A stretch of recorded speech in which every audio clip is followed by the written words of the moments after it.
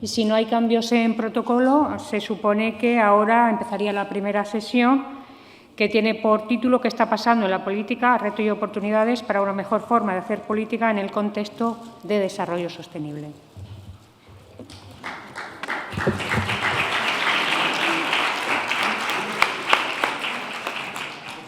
Buenos días a todos. Creo que ha sido una argumentación de don José Blanco súper interesante para que efectivamente podamos iniciar este estupendo y maravilloso encuentro que nos va a tener aquí 2 días para poder reflexionar sobre la democracia, la política, la gobernanza, el desarrollo sostenible. Y yo creo que eso es uno de los aspectos fundamentales. Estamos en una facultad de trabajo social donde la persona está en el centro. La pena es que muchos de los alumnos pues, se han ido de allá atrás porque creo que efectivamente el tener a la persona en el centro hace que tengamos que analizar ese desarrollo integral del entorno donde vivimos, desarrollo integral y sostenible del espacio para que la persona pueda desarrollarse sosteniblemente. Claro, ¿qué ocurre? Cuando hablamos de desarrollo sostenible, nos encontramos que si hablamos de desarrollo sostenible en África es una cosa, si hablamos de desarrollo sostenible en América Latina es otra, y si hablamos de desarrollo sostenible en Europa, pues es otra muy diferente. Por tanto, ahí tenemos que coordinar, buscar nexos de unión entre las distintas administraciones públicas, entre las distintas estructuras a nivel internacional, entre las distintas actuaciones consensuadas público-privadas para que efectivamente cada vez sea o se vayan reduciendo más esa diferenciación entre desarrollo sostenible de cada uno de estos espacios que hemos ido comentando. He empezado a hablar sin decir ni siquiera quién soy, porque como no estaban sentados los compañeros, pero bueno, yo soy María de la O. Barroso, profesora de la Universidad de Huelva y directora ejecutiva del Grupo La Rábida. Hemos hablado de Iberoamérica y creo que es un lugar donde es imprescindible que desde Huelva se hable. Estamos cercanos, aunque nos separe un mar, un océano, creo que estamos en el mismo espacio para conseguir ese desarrollo o necesitamos trabajar conjuntamente para conseguir ese desarrollo sostenible. Realmente lo importante son ellos. Ahora mismo voy a presentar, tenemos a mi izquierda a Jairo, ahora lo presentaré, a Cristina Monge a mi derecha y un poquillo más a la derecha tengo a Joan Navarro. Ellos van a ser los que van a disertar durante un tiempo atendiendo al aspecto que en este momento vamos a ver, que es qué está pasando hoy en la política, retos y oportunidades para una mejor forma de hacer política en el contexto del desarrollo sostenible. Antes hablaba con Cristina y me decía, tú córtame, porque efectivamente la temática es tan extensa, es tan importante que podríamos estar hablando no hora y media entre todos, sino hora y media cada uno de nosotros. Pero vamos a intentar reducir. En primer lugar, tenemos a mi izquierda, como decía, Jairo Acuña Alfaro, que ha liderado durante bastante tiempo aspectos relacionados con la gobernabilidad. Ha estado trabajando en el Banco Mundial, en Washington, en la Agencia Danesa de Desarrollo Internacional, en el Instituto Tecnológico de Monterrey, en México, en el Centro Internacional para el Desarrollo Humano, también en Costa Rica. Ha trabajado, es doctor por la Universidad de Oxford, ha estado también en la Universidad de ECSE, continuamente ha hecho y ha estado relacionado con temas del PNUD, del Programa de las Naciones Unidas, y ha liderado e implementado políticas y programas dentro de lo que es los ODS, sobre todo el ODS 16. Por tanto, creo que es una persona súper realista, conocedora del territorio, y aquí, pues en este momento te doy la palabra para que puedas un poco pues, disertar sobre hacia dónde vamos en esta política conjunta. Muy bien. Bueno, primeramente, muchas gracias. Agradecer a CEGIP, Nacho y Luciana por la invitación y a la Agencia Andaluza de Cooperación y, por supuesto, a la Diputación de Huelva por tenernos aquí. Yo voy a aprovecharme de lo que dijeron en la apertura. estamos en un ambiente académico de pensamiento e independiente, y lo que quisiera lanzar son algunas hipótesis sobre qué está pasando en la política, desde el punto de vista de América Latina y el Caribe, principalmente, que es donde actualmente ejerzo mis funciones por los últimos 3 años. Creo que hay coincidencia de lo que he escuchado en las primeras intervenciones. La única certeza, o una de las pocas certezas que tenemos hoy en día, es la incertidumbre. Y la política ha cambiado. La forma de hacer política ha cambiado. Y el contenido de la política ha cambiado. Los partidos políticos no son los mismos. La política se ha personalizado. Y en América Latina lo que pareciéramos tener es una transición de un sistema de partidos políticos cada día más debilitado y una personalización de la cosa pública. ¿Cómo afrontamos ese reto? Yo creo que es uno de los primeros desafíos. El segundo elemento, nosotros en el Programa de las Naciones Unidas para el Desarrollo producimos todos los años los informes de desarrollo humano. Precisamente la semana pasada lanzamos el último informe, que nos preocupa muchísimo. ¿Por qué nos preocupa muchísimo? Por primera vez en 30 años de medir el desarrollo humano más allá del ingreso, vemos retrocesos en 2 años consecutivos. Nunca lo habíamos visto. Nunca habíamos visto retrocesos, ni siquiera en 1 año. Es la primera vez que comenzamos a ver retrocesos. Estamos en el año 2022. Las últimas indicaciones es que hemos retrocedido no al 2021 o al 2020 antes de la pandemia. Hemos retrocedido al 2016, 1 año después de la aprobación de los Objetivos de Desarrollo Sostenible. ¿Qué significa eso para el ciudadano y qué significa eso para la política? Yo creo que eso es uno de los retos más fundamentales que tenemos en esa nueva función del Estado, de qué es el tipo de Estado el que necesitamos. Otra conclusión del informe de desarrollo humano es la polarización política que tenemos no solamente en América Latina, pero a nivel global. Tenemos un nivel de polarización política como no lo hemos visto en los últimos 10 años. Y ahí podría uno plantearse entonces una hipótesis. A mayor polarización política, mayores retrocesos en desarrollo humano. ¿No? Lo dejo aquí en la academia para ver si alguien tiene algún interés en trabajar en esa hipótesis. Tercero, y con esto termino, porque yo creo que es importante que tengamos una discusión. Alguien habló también de cómo las redes sociales nos están cambiando la forma en que nos comunicamos, ¿verdad? Sí, hoy en día tenemos más información en redes sociales, pero no necesariamente mayor conocimiento. Y eso es uno de los retos principales. Pero también legitimidad se confunde en muchas ocasiones, y yo diría en la mayoría de las ocasiones, por popularidad. Y ahí es donde precisamente hay un reto fundamental en cómo entendemos la política. Así que lo voy a dejar ahí. Creo que han sido 3 hipótesis que he lanzado en este ambiente académico, pero me parece que la reflexión, por lo menos que vemos en América Latina, es de necesidad de invertir más en entender cómo está cambiando esta política y cómo afecta al ciudadano.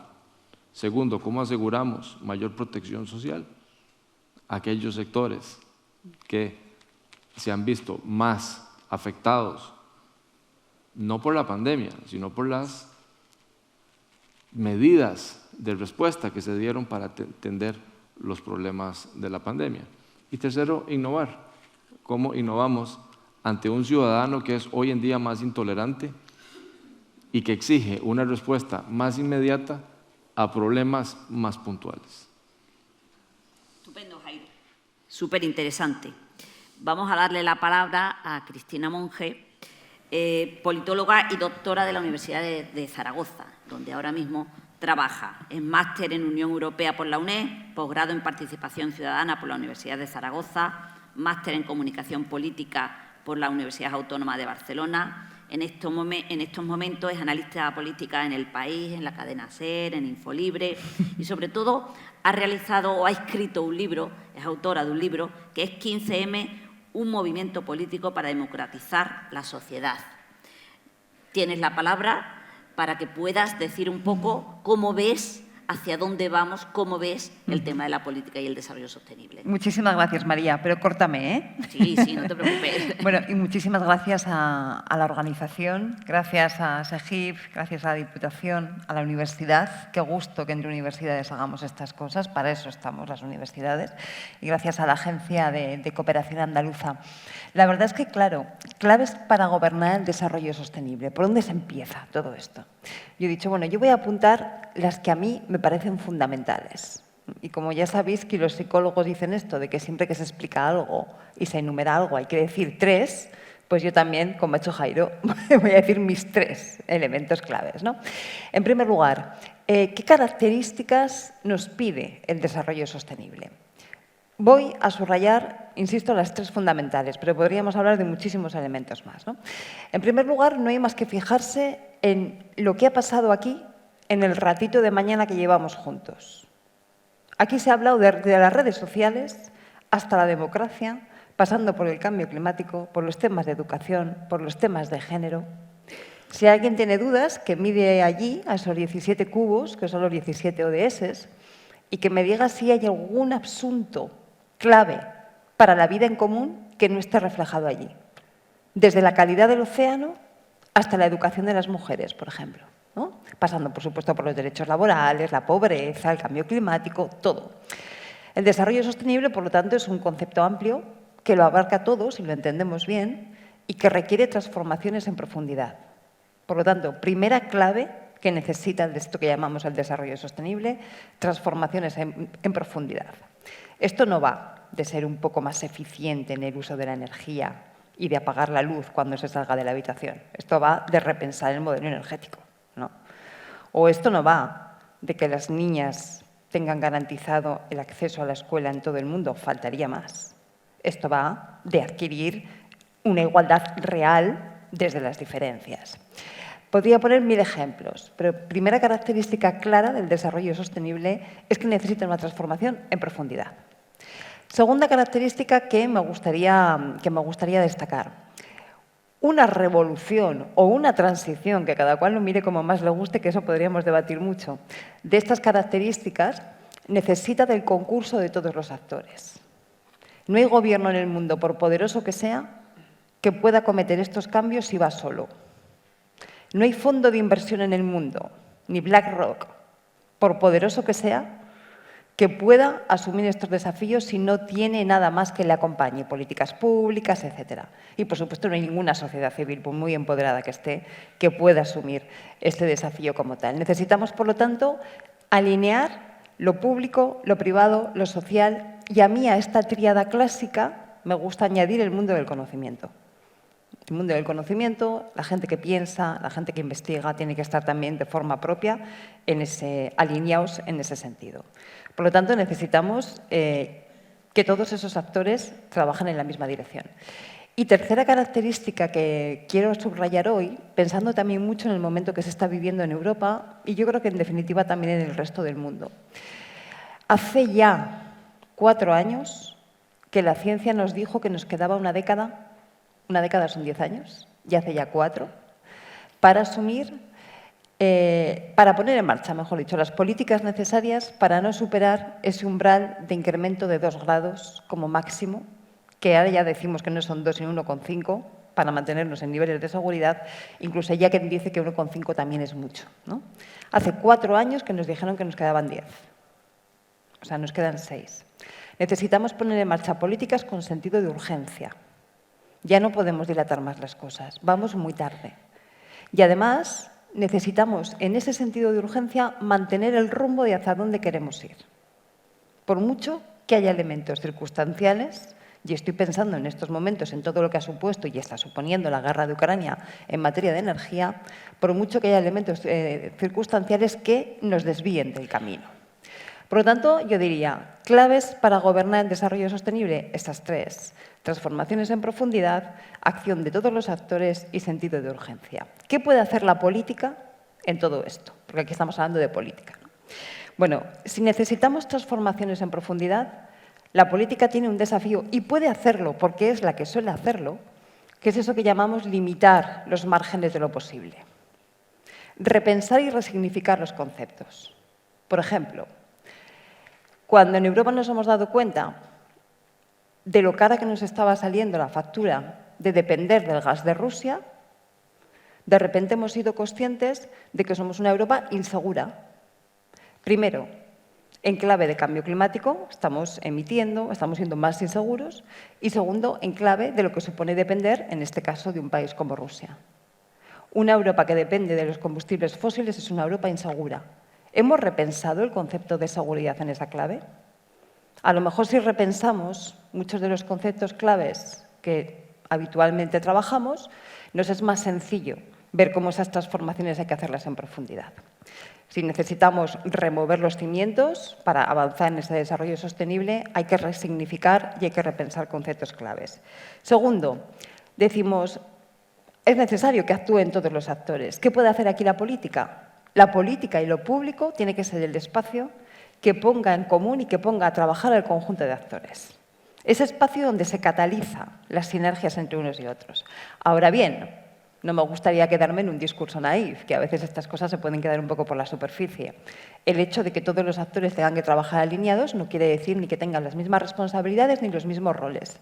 Y lo público y la política tienen que tener un papel de liderazgo y tienen que tener un papel de innovación y de hacer posible que las cosas sean posibles. Por muchos motivos que si queréis luego en el debate entramos, pero fundamentalmente por uno, y es la que tiene la legitimidad democrática para hacerlo. Entonces, ¿qué hay que pedirle a la política? Que haga hacer, que active esos espacios. Y finalmente, el sentido de urgencia y mantener el rumbo como tercera característica. ¿Qué hay que pedirle aquí a la política? Que diferencie entre el corto, el medio y el largo plazo. Yo sé que estamos viviendo una situación muy complicada en materia energética, que es un asunto clave para las cuestiones de sostenibilidad. Yo sé que en estos momentos se están tomando decisiones absolutamente contradictorias con lo que habíamos dicho que había que hacer hacía 4 días. En enero de este año presentamos hace ya un par de años, el año pasado, presentamos desde el BC3, un centro de investigación en cambio climático, una investigación que tuvimos la oportunidad de hacer para ver cómo afectaría si en España, tal y como nos viene diciendo la OCDE y la Unión Europea que tenemos que hacer, si en España se retiraran los estímulos fiscales al diésel y a la gasolina. Es decir, si dejáramos de financiar con fiscalidad, con dinero público, el diésel y la gasolina. Bien, cuando hicimos ese estudio, acabo ya, haces bien, ¿ves? Como te he dicho, córtame. Cuando hicimos ese estudio, al que el interés está colgado en la web, pero más allá de entrar en el contenido, se hizo porque existía la absoluta certeza de que más pronto que tarde había que empezar a incrementar los impuestos al diésel y a la gasolina. Nos lo exigía la Unión Europea, nos lo pedía la OCDE, era un clamor. Bien, hoy estamos viendo cómo se financia el litro de gasolina y del diésel con 0,20 céntimos. ¿Es contradictorio? Totalmente. A nivel europeo, hemos firmado el Pacto Verde Europeo, que es la hoja de ruta del modelo, no de la política ambiental, sino del modelo de desarrollo europeo. No solamente eso, llega la pandemia y después de la pandemia sacamos los Next Generation que nos dicen que el modelo económico al que Europa quiere ir de modernización económica consiste en digitalizar y reverdecer. Y hoy estamos viendo cómo hay países que vuelven a quemar carbón. Entonces, ¿estamos en un momento contradictorio? Sí. ¿Es posible que no se pueda hacer otra cosa? Es posible. Yo confío generalmente en quienes toman las decisiones públicas. Pero en ese caso, acotémoslo en el tiempo. ¿Cuánto tiempo es necesario poner estas medidas que son absolutamente contradictorias con lo que queríamos hacer? Que sea el mínimo posible, por favor. Y mientras tanto, gente trabajando para preparar un plan B. De esa manera diferenciamos el corto plazo del medio y el largo. Estos días hablamos mucho de las transiciones. Las transiciones hacia modelos económicos o sociales nunca han sido lineales en la historia, no hay más que leer un poquito de historia económica. Siempre hay un paso adelante, dos atrás, tres adelante, uno atrás. Probablemente ahora mismo estamos en uno de esos pasos atrás en materia de sostenibilidad, pero tenemos que garantizar que sea corto y que automáticamente sirva para dar 3 pasitos más adelante. Lo dejo aquí. Muchas gracias, Cristina.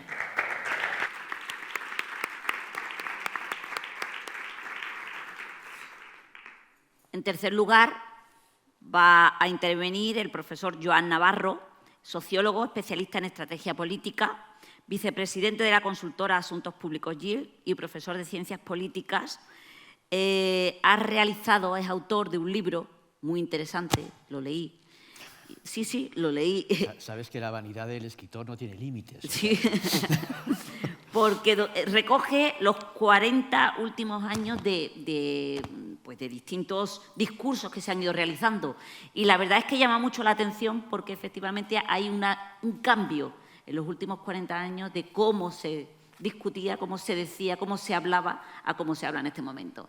Por tanto, le dejo la palabra a Joan Navarro. Pues muchas gracias. Y muchas gracias a los compañeros de la Secretaría General Iberoamericana por esta iniciativa y a la Diputación de Huelva por haberla apoyado de una forma tan importante y, por supuesto, a la universidad, en la que es perceptivo que la universidad dedique tiempo a estos espacios de debate y nos permita también a los que estamos un poquito en la vida pública pues venir a reflexionar. Yo he escuchado con mucha atención las intervenciones de mis colegas y yo me había preparado una intervención, como yo no vengo del mundo de la política de la sostenibilidad, sino al contrario, vengo del mundo de la política pura y dura, o sea, de la sostenibilidad electoral. Y es como ha sido mi encargo durante siempre y es como mi jefe, que era el presidente de gobierno, salía reelegido, básicamente, ¿no? Entonces, pese a ese enfoque, he intentado tener una intervención mínimamente optimista, porque me imaginaba que los problemas iban a estar encima de la mesa, como no puede ser de otra forma. Y quiero compartir con todos vosotros con brevedad para poder facilitar el debate. Ya he traído 3, pero voy a poner 5 ideas encima de la mesa. 2 pastillas sobre el optimismo. La primera, con el tema, hay una pastilla que nos podemos tomar todos extraordinariamente con el vértigo al cambio. Es indudable que vivimos una etapa de cambio acelerado. Esto es una de las claves, lo que Pepe lo ha dejado bien claro, la primera intervención con claridad. Demos un vistazo a la historia. Es muy bueno pegar un vistazo a la historia. Veamos desde no hace falta que nos vayamos a la Primera Guerra Mundial, da igual, la Segunda, la crisis de los años 70, si queréis. ¿Cuándo no ha habido cambio acelerado en la historia? ¿Cuándo no ha habido cambio acelerado? Es más, probablemente estemos viviendo uno de los cambios acelerados menos dramáticos, en el sentido de que los elementos de seguridad personal y de los elementos de seguridad de nuestras comunidades están más garantizados, precisamente porque tenemos una red de organismos institucionales globales muy deficiente, pero es una red que, con respecto a otras etapas de la historia, está garantizándonos una estabilidad extraordinaria. Por lo tanto, por supuesto que estamos viviendo cambios acelerados, nada nuevo en la historia y con mucha más seguridad que otros momentos pasados. Segunda cosa que quería apuntar. Uno de los riesgos para las políticas de sostenibilidad y también para la democracia, no solamente para las políticas de sostenibilidad, también apuntado en las conferencias anteriores, es esta polarización que se respira de una forma ineludible en cualquier momento. Yo simplemente quiero hacer una apreciación optimista con respecto a la polarización. Es muy difícil ser optimista cuando uno habla de polarización, es muy difícil, pero si le das una vuelta se puede conseguir. No hay que confundir la causa con el efecto. No tenemos una generación ni de políticos, ni de jóvenes, ni de universitarios que hayan nacido con un gen polarizado. No es así. Tenemos una generación, tenemos una política y tenemos un debate político más polarizado como consecuencia de una situación, no como causa. Por tanto, oye, si vemos las consecuencias, si vemos las causas, podemos cambiar los síntomas de la polarización. No es algo que sea un drama con el que tengamos que convivir el resto de nuestra vida. Está en nuestra mano, si somos capaces de identificar por qué hoy es mucho más rentable, que es mi negocio, electoralmente, tener un discurso polarizado que un discurso moderado. Tenemos que analizar qué cambios en el comportamiento de nuestros electores y de nuestra población han hecho que nos encante tener una fragmentación política que hace que necesariamente los líderes políticos tengan que subir el tono de la voz para llamar la atención de los electores. Pero si esto lo vemos así, de alguna forma una parte importante del problema recae también con respecto a nosotros y no le pasamos siempre a la política el problema de la polarización. La polarización es una consecuencia de un estado de irritación que producen los cambios acelerados sobre el que podemos intervenir. Y probablemente dentro de una década, ojalá sea menos, estemos hablando de la polarización como un elemento del pasado y volvamos a quejarnos horriblemente de lo aburrida que es la política, que es lo que nos llevó a polarizarnos. La crítica a una política aburrida, que no se entendía, de partidos que se lo arreglaban todo entre ellos, que acordémonos de esas etapas que las hemos vivido recientemente. Por lo tanto, segunda pastilla optimista. Yo creo que la polarización no ha llegado para quedarse y la estamos provocando entre todos. Ayudemos entre todos también un poco a eliminarla. Tercera cosa, y quiero entrar en los temas más de política de sostenibilidad, que, insisto, no son mis temas, por eso me he arriesgado a venir aquí a hablar de ellos. Lo primero, creo que desde el punto de vista político es muy relevante sacar los aspectos positivos de los problemas. Cuando uno tiene bien identificados los aspectos positivos, se enfrenta mejor a los problemas, no quiere decir que los problemas no estén. Y lo primero que hay que reflexionar, porque en estos entornos donde estamos siempre rodeados de personas que trabajáis todo el día en el tema de la lucha por las políticas de sostenibilidad, a veces se os olvida que desde la Segunda Guerra Mundial no ha habido en el mundo ninguna agenda global que haya intentado prevenir un problema, salvo el cambio climático. No ha habido en el mundo ninguna agenda global que haya sido inducida por una élite científica, porque no existía. No ha habido en el mundo ninguna agenda global que haya sido sostenida en el tiempo de una forma tan eficiente como es la del cambio climático por una, me vais a perdonar, pero los sociólogos lo llamamos así, burocracia internacional, de organismos multilaterales que están jugando un papel extraordinario. Pero es una experiencia nueva en nuestra historia política. Yo cuando la explico en la universidad no puedo más que enfocarla desde el punto de vista positivo. Y quiero acabar diciendo que es verdad, no hay una élite política global que se haga cargo de la agenda global, porque no hay una élite política global, no existe.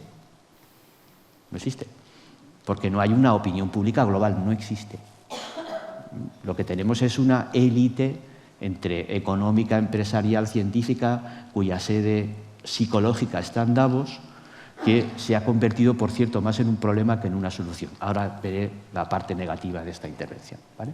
Pero cuando tú tienes un problema sostenido que además está interviniendo tanto en la opinión pública local, desde la élite científica, desde la élite administrativa y con una cierta aquiescencia por parte de la élite política local, las cosas no pueden salir mal, porque incluso los conflictos regionales a los que nos vamos a enfrentar y estamos enfrentando en los próximos años son conflictos que no van a acabar con esta tendencia. Primero, porque la necesidad está. Y segundo, porque la necesidad, gracias a la incidencia de estas élites globales, se está empezando a percibir como algo próximo y los políticos no van a poder sacarlo de la agenda global, pero de la agenda local. No lo van a poder sacar de la agenda. Por lo tanto, hay elementos para el optimismo. Se están haciendo cosas radicalmente distintas de las que se hicieron en la historia, aunque yo entiendo que quien está en el día a día lo lleva con bastante angustia. Yo lo entiendo, ¿cómo no? Estamos en un momento, Cristina lo ha planteado muy bien, de dudas con respecto a la agenda de sostenibilidad. ¿Es sostenible la agenda de sostenibilidad? La crisis de Ucrania nos ha recordado una cosa, Cristina me lo contaba ayer y tiene toda la razón, nos ha vuelto a recordar que existe militarismo. Se nos había olvidado, incluso a los politólogos y a los sociólogos ya nos habíamos olvidado de esto porque bueno, parecía que los conflictos armados iban a tener lugar con virus informáticos, no con militares, y hemos vuelto a tener otra vez tanques y misiles en Europa. Por lo tanto, nos hemos vuelto para atrás y nos hemos dado cuenta que había una interconexión que unía una parte de Europa con otra, que es un tubo de gas muy importante, ¿vale? Y ahí voy acabando. Yo, incluso en esta crisis, veo elementos muy positivos. O sea, la opinión pública está poniendo cada vez más en valor, no tanto, como decía Pepe Blanco, el papel del Estado, que también, sobre todo el papel no tanto de la sostenibilidad como de la independencia energética de abastecimiento. Es una gran oportunidad para la agenda global. Una gran oportunidad para la agenda global. ¿Qué nos falta? Quizá un poquito más de confianza en nosotros mismos, un poquito más de optimismo, ver los problemas, que son súper duros, con un poquito más de perspectiva y no de caer en el intento. Y aquí acabo. Muchas gracias, Joan. Lo he tenido que cortar.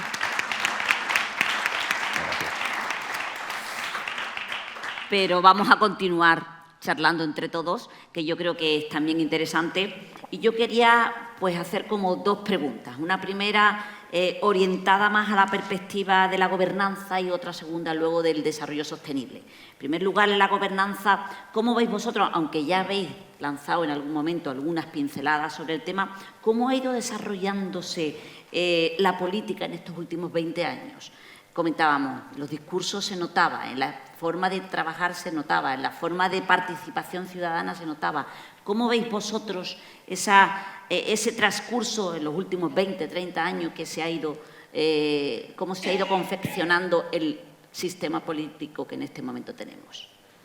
Abiertos estamos a vuestras intervenciones. Si quieres, Jairo, empieza o... Dale, bueno, gracias por la nominación. A ver, nuevamente, yo creo que volver al tema de que en la incertidumbre actual la política ha cambiado y está cambiando, ¿no? Yo creo que concuerdo con lo que decía Joan, ¿no? Es la expresión ciudadana que fuerza al sistema político a adaptarse a dónde están esas intenciones, que es lo que mantiene a las élites políticas en su, o que es el juego de la política, por decirlo de alguna forma. En el caso de América Latina y el Caribe, puede que en Europa sea diferente y puede que en España sea diferente, ¿verdad? En el caso de América Latina, yo creo que lo que estamos observando hoy en día es la mutación de una transición de desigualdades latentes que estaban ahí, pero que no las queríamos ver, a malestares visibles de parte de la ciudadanía. Y esa transición tiene un efecto en cómo se hace política, ¿no? Yo creo que cuando hablamos también de política tenemos que hablar sobre la calidad de la democracia. Y cómo se ejerce esa nueva gobernanza efectiva. Si uno se pone a ver los indicadores, yo creo que también hoy en día es la primera vez en la región donde más personas viven en sistemas autoritarios que en democracias plenas. El resto de la mayoría de países de América Latina o de ciudadanos en América Latina viven en regímenes híbridos de funcionamiento democrático. Y entonces eso, cómo el ciudadano experimenta la política y cómo el ciudadano experimenta la democracia, tiene un rol fundamental. En el año 2021, América Latina experimentó 20.582 protestas.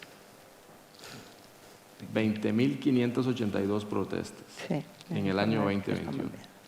La protesta es la norma. A ver, entonces, ¿es una expresión democrática la protesta? Sí. ¿Hay una fatiga contra la democracia? Sí. Pero el ciudadano se está expresando, y la gran mayoría de esas protestas, por los mismos mecanismos que las democracias les ofrecen. Entonces uno podría plantear una hipótesis alternativa de que no es que las democracias se están fatigando, sino que las democracias están en esteroides. Desde el punto de vista ciudadano, cómo la clase política interpreta esos nuevos movimientos y esas nuevas formas de política. Y yo creo que aquí, y con esto finalizaría, volver otra vez a este punto de la personalización de la política. La mayoría de gobernantes que tenemos hoy en día en América Latina provienen no necesariamente de los partidos tradicionales, sino de partidos que se formaron durante el proceso electoral que los llevó al poder. Y eso yo creo que nos debe de replantear precisamente qué entendemos por gobernabilidad efectiva, que no es solamente el ejercicio del poder para el bien común, sino es el mecanismo por el cual se generan oportunidades para que los ciudadanos puedan mejorar su calidad de vida. Oportunidades que en el pasado habían estado concentradas en grupos élite o grupos de poder. ¿Cómo comenzamos a distribuir un poco más? No es que le vamos a quitar estas oportunidades a este grupo para distribuirlas en este otro grupo. No, manteniendo algunos de estos grupos, pero a su vez dándole acceso a otro tipo de oportunidades a estos grupos que normalmente han estado excluidos de esas oportunidades y que comienzan a molestarse con razón en cómo el sistema les responde no de una manera sostenible a su problemática de su inmediatez. Un nuevo instrumento. Sí. Las protestas. Las protestas como instrumento democrático también, ¿no? Y como instrumento de fortalecimiento de las democracias. Yo te entendía que nos preguntabas sobre todo también enfocado a los temas de desarrollo sostenible, ¿no? Cómo había sido la evolución en este tiempo. Entonces me gustaría hacer una mención. La Agenda 2030 se aprueba hace 7 años. O sea, hace 20, 30 años, que decías tú, ni estaba ni se le esperaba. ¿Vale? Claro. En el año 2016, yo entonces estaba en la dirección de una fundación, Ecología y Desarrollo, con sede en Zaragoza, y en el año 2016 hicimos una cosa pionera e innovadora, en aquel momento, os vais a reír, que fue hacer un seminario que se titulaba ¿Para cuándo el cambio climático en el mainstream? O sea, en las portadas de los periódicos, ¿vale? Entonces juntamos a científicos de los duros de las ciencias del clima, gente de la EMET, etcétera, a periodistas de los principales medios de comunicación y a científicos de la Facultad de Ciencias de la Comunicación de la Complutense de Madrid que analizaban cómo se estaba comunicando los temas de cambio climático. Una de las conclusiones era que el cambio climático ocupaba en la tele en esos momentos el 0,2% de las noticias. 0,2%. Año 2016, hace 6 años, ayer. Coged hoy cualquier periódico que queráis y decidme cuántos asuntos relacionados con sostenibilidad aparecen en todas sus páginas a lo largo de todas sus secciones, que esto es muy importante, porque el cambio climático ha salido de la sección de sociedad. Y lo vemos en economía, cuando hablamos de los tipos de interés derivados del precio de la energía. Y lo vemos en internacional. En concreto, esta semana, además, es la Asamblea de Naciones Unidas, donde el tema estrella es cambio climático, ¿no? Pero bueno, lo vemos también en las derivadas de la guerra. Y lo vemos en política nacional, cuando unos plantean unas políticas más a favor de unas materias o de otras. O sea, es absolutamente transversal, ¿no? Entonces, primero, hemos pasado del no ser nada al ser algo. Segundo, muy importante también, a diferencia de los objetivos de desarrollo del milenio, los Objetivos de Desarrollo Sostenible, la Agenda 2030, que se aprueba en 2015, nos interpela el conjunto del planeta. Los Objetivos de Desarrollo del Milenio, que ya nadie nos acordamos de ellos, nos acordamos solamente cuando hay que explicarlos en clase para ver las diferencias entre unos y otros.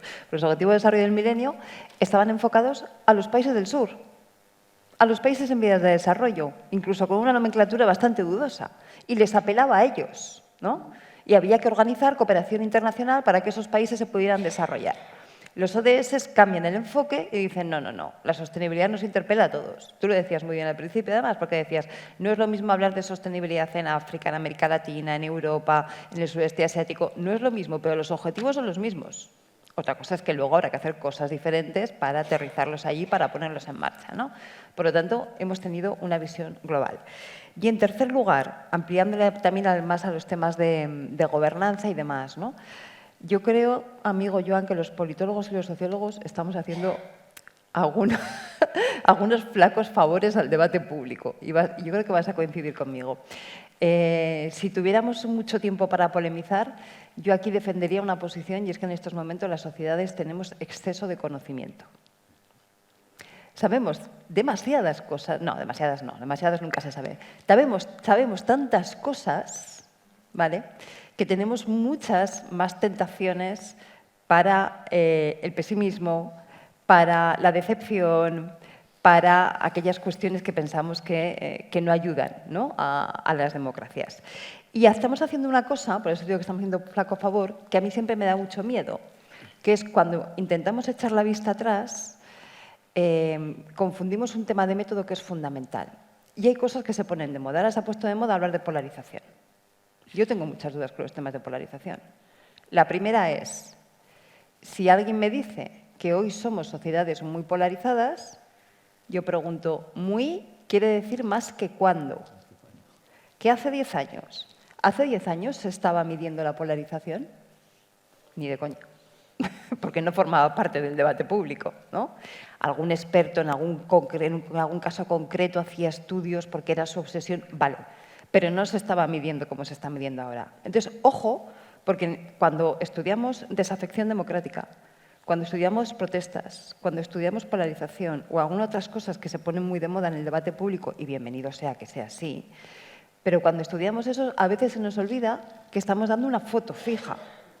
Yo no me atrevo a decir que la España de hoy esté más polarizada que la de la transición. Y la transición se ha vendido como un ejemplo de consensos. No, como un ejemplo de consensos y con muchos disensos también. Si la sociedad española está tan polarizada, ¿cómo es posible que los dos principales partidos, izquierda y a derecha, que se sitúan en el centro del tablero ideológico, sigan recogiendo más del 50% de los votos y además creciendo ese porcentaje? Entonces, hay cosas que yo creo que a veces se sacan al debate público y afortunadamente, y tiene que ser así, pero que las tenemos que hacer contextualizando y con perspectiva, ¿no? La polarización en España la llevamos midiendo poquitos años y además se está trabajando muy bien. Hay expertos estupendos que están profundizando muy bien, pero no podemos hacer un recorrido y decir hace 20, 30 años, pues no lo sé, ¿no? O los temas de desafección. ¿Sabes qué pasa? Que con Cristina he estado charlando antes y le he dicho las preguntas. Y entonces se me ha ido la segunda que yo todavía no la había planteado. ¡Ay! Eso es lo que ha pasado. Pero no importa. Bueno, pero no como importa, hablo mucho así ha sido estupendo porque ahora lanzamos a Joan, volvemos a la primera, porque como ella ha ido al tema del desarrollo sostenible, me gustaría saber un poco la realidad de cómo ha cambiado el tema de la gobernanza, de la política en sí en los últimos 20 años y relanzo la pregunta en el tema de la sostenibilidad, pero sobre todo lanzándola hacia cómo cooperar las distintas entidades. Hemos visto que efectivamente es importantísimo desde la administración local, regional, nacional, internacional, cómo poder de alguna manera relanzar esa cooperación, consenso que hablamos antes. Pero estupendo, ¿eh? Que simplemente... Me he colado. La segunda pregunta, pues déjame contestar la primera y luego la segunda tú ordenas como tú quieras, sí. ¿vale? Pero la primera, a ver, algunas ideas. Polarización y la transición democrática, fuimos todos unos santos, lo hicimos fenomenal, creamos la Constitución, luego hicimos los pactos de la Moncloa, vamos, somos el ejemplo del mundo mundial. No nos acordamos que había una parte de la población española que amenazaba a la otra parte con un golpe de Estado. Claro. Con un golpe de Estado, que luego se materializó en plan broma, pero con un golpe de Estado. ¿Eso no es polarización? Sí, es verdad, no estaban las redes sociales todos los días, no las teníamos. Es verdad que tenías que leerte la gaceta de los golpistas para poder enterarte de lo que decían, pero es que existían. O sea, lo que hemos cambiado hoy es la forma que tenemos de entender el debate político. Pero polarizados no es que hayamos estado siempre, es que ahora cuando menos polarizados estamos en términos democráticos. Solo que los que tenemos que ganarnos la vida con esto de la polarización, sacamos un libro de polarización y lo petamos. Claro, no es verdad. Y además explica todos nuestros males. No es verdad. Segunda idea que yo quiero compartir con el tema del avance o el retroceso de la democracia, que es un debate que a los politólogos nos apasiona. Nos apasiona. También depende de qué. Y me ha encantado como lo has planteado.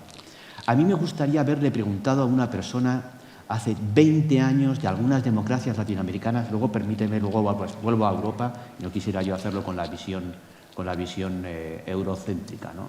Pero me gustaría preguntarle a muchas personas de las democracias latinoamericanas que se supone que están en convulsión cómo vivían hace 20 años. Claro. Y cuál era el caso que sus políticos le hacían a sus problemas. Cero. Como es normal que se rebelen un poco, que muevan... Bueno, pero si es que en Europa también las democracias occidentales se han construido a base de polémica, de participación y de crisis, que hace que en algún momento de la foto pues puedas ver que estás un poquito más para atrás, en otro momento de la foto puede hacer que... Hoy, en términos globales, las democracias son más inclusivas, aunque probablemente sean menos estables. Y en términos formales, más caóticas, pero en términos funcionales, reparten más renta. ¿Eso es bueno o malo? Lo sabremos dentro de unos años. Como preguntaron a aquel diplomático chino en el siglo XIX, le preguntan ¿qué opinión tiene usted sobre la Revolución Francesa? Y el hombre contesta, hace muy poco tiempo como para poder opinar. Pero estamos en una transformación en donde es difícil pensar que las democracias van a quedar muy debilitadas cuando cada vez hay más gente que vive mejor en las democracias. Las democracias tienen un problema de eficacia, no tienen un problema de modelo alternativo. No hay un modelo alternativo a las democracias. Y acabo. Y luego hablamos de tal. Acabo. Rusia va a perder la guerra. Y lo digo con esta rotundidad por una simple aseveración sociológica, que no militar, que yo no tengo ni idea. Va a perder la guerra, aunque gane la guerra de Ucrania, no importa, va a perder la guerra. Porque no hay, ni en Europa, ni en el resto del mundo, nadie que quiera ser ruso. China es un problema geopolítico global. No hay nadie en el resto del mundo, ni en China, que quiera ser chino. Y eso tiene un efecto muy grande en las poblaciones. China no quiere ser el patio trasero de Estados Unidos, claro, pero no tiene un modelo alternativo a las democracias occidentales, con todas las imperfecciones de las democracias occidentales. Ningún modelo alternativo. Por lo tanto, incluso cuando vayan ganando, cada vez serán más democráticos, aunque no nos lo parezca. Por lo tanto, las democracias no están en tela de juicio, lo que tienen es una crisis de crecimiento. Y las crisis de crecimiento te hacen salir granitos y las vemos feas. Pero no hay, desde el punto de vista sociológico, objetivamente, incluso para aquellos países en donde es verdad que se ha retrocedido en términos de libertades, que los hay, cada vez son más puntuales y además los vemos y los miramos y decimos, ¿y este sátrapa cómo puede seguir gobernando? Que es un sinvergüenza. Pero sabemos el nombre todos en todo el mundo. Antes no conocíamos ni el país. Por tanto, yo incluso en esto soy muy optimista. Hablaremos luego de... María, entiendo que ya estamos terminando, pero quiero... Sí, por supuesto, por supuesto. Dos reflexiones a esto que me parece interesante, rápidamente, sobre la polarización. Sí, siempre hemos pensado diferente. Yo creo que eso no es lo que estamos debatiendo. Yo creo que lo que deberíamos de estar debatiendo es cuál es la consecuencia de esa polarización, ¿no? Y yo creo que la consecuencia que estamos viendo, o por lo menos así es como nos lo plantea el Informe de Desarrollo Humano, es que la polarización política que vemos hoy en día nos lleva a una parálisis en la función pública, en la toma de decisiones, porque se hace más complicado tomar una decisión, ¿no? Entonces, ahí yo lanzaría esta otra hipótesis, ¿no? La fragmentación política es centrífuga, ¿no? Y el actor político de las élites políticas tiene una responsabilidad aún mayor porque sus canales de representación son más pequeños por la personalización de la política. O hay una dispersión de esa representación. ¿A quién representan los políticos? Por lo menos en América Latina, cada día son grupos más reducidos, los partidos políticos tradicionales. Ahí hay uno. Y lo otro es algo que nosotros hemos venido viendo en los últimos años, es cuáles son aquellos gobiernos exitosos, tanto a nivel local como a nivel nacional.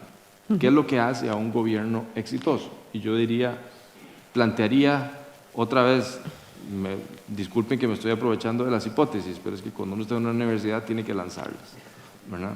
La primera es aquel gobierno que entiende que ha participado en un proceso electoral para comprar problemas por lo cual tiene que vender soluciones y no encontrar culpables. Aquel gobierno que se enfoca en las soluciones y no en los culpables de lo que pasó anteriormente, tiene un mayor nivel de éxito en su gestión pública. Segundo, comprende que lo local es tan importante como lo nacional y que no puede hacer alguna diferenciación entre ambos niveles, porque el ciudadano al final de cuentas no le interesa quién le da la solución a su problema, si es el gobierno central o el gobierno subnacional. Lo que necesita es que alguien le resuelva esa situación. Y tercero, nuevamente, que distribuye oportunidades. Lo dejo ahí. Nos ha lanzado muchas cosas para pensar. No sé si queréis incorporar algún aspecto más o dejamos al público si quiere hacer algún tipo de pregunta, intervención sobre la temática que estamos llevando a cabo, que podríamos estar mucho más rato, porque he tenido que parar varias veces a los ponentes. Parece que no. De todas maneras, yo creo que ha sido súper interesante porque hemos lanzado, o han lanzado ellos, una serie de aspectos que nos dejan que pensar, sobre todo el tema de las protestas, el tema de las fórmulas y búsquedas, el tema del desarrollo, el tema de la Agenda 2030, el tema de la cooperación, el consenso que tendríamos que llevar a cabo para poder llevar adelante esa reducción de los niveles de desarrollo sostenible en unos lugares y otros. Muchas gracias. Me plantean aquí, bueno, darles las gracias, por supuesto. Esta vez voy a empezar por allí para que no haya ningún tipo de problema. Muchas gracias a Joan, a Cristina y a Jairo por estar aquí con nosotros, por supuesto, a todos los asistentes.